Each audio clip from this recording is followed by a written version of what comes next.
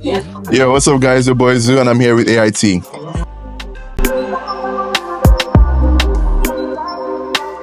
Who are you? My name is Unkwa, but a lot of people know me as Zumon. I'm a stylist, photographer, coordinator, CEO of ZUMONSTUDIO as well, and I am Nigerian. When did you come to Toronto? I came to Toronto, actually I moved to Canada in 2016, but I moved to Toronto 2018 to study. How did Zumon Studios come about and what does the name mean? Well, ZUMONSTUDIO is basically a reflection of all my creative processes. So from styling to photography to creative directing, everything I think of and everything I do, I created ZUMONSTUDIO to be a creative hub to house all of my projects and community projects as well. How I came up with the name is a very funny story. So the name Zumon actually doesn't mean anything, but I created my own meaning out of it. How I actually got the name Zumon was from a book I was reading back in year 8 or something. I forgot the name of the book. I think it was Diary of the Wimpy Kid, one or the other.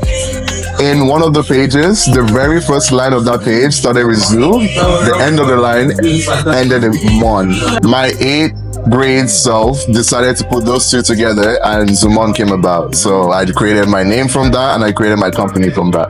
We're here live at Aura, a space you've created and brought to life. What does this event represent for you?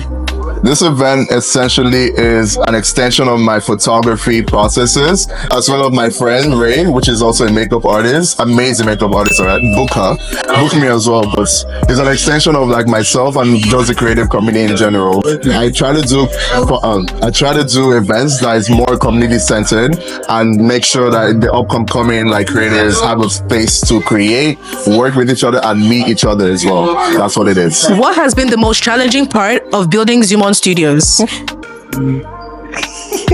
Ego, money. The most tragic part about building ZUMONSTUDIO is just finding resources that will be accessed by creatives and just helping us to build our own creative work further and taking it to like higher heights.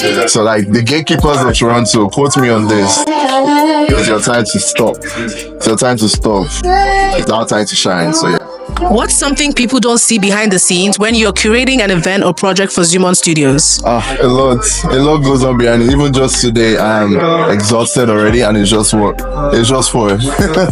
But just like the setup, the whole like process, like I have a team. Thank God for my team. Shout out Jace. But like they all help like coordinate the entire event from like start to finish. They help with like all the setup, the ending, packing up, and just the community in general, like making sure everyone is safe, feel good, and just having a good time. So yeah, you see the good time, you don't see everything else. Given your active involvement in Toronto's cultural landscape, what future projects or collaborations are you most excited about? Oh, that's a lot actually, but I'm gonna give you just two. I'll give it to you. I'm excited for Rema next month. Actually, you know I'm going to be there. I'm sorry, Rema?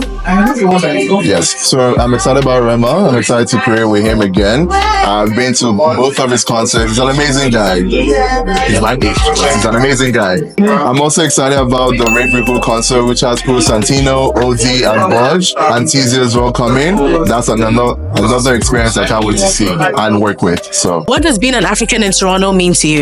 Being an African in Toronto basically is like sharing your culture and other practices with the whole of Toronto. It's essentially accentuates like what an African is meant to be.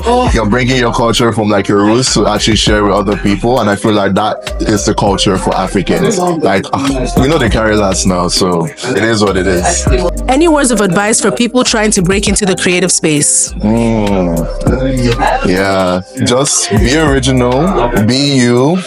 Don't listen to the critics. I learned this in church today. You can listen to the criticism, but don't listen to the critic. This is Africa in Toronto.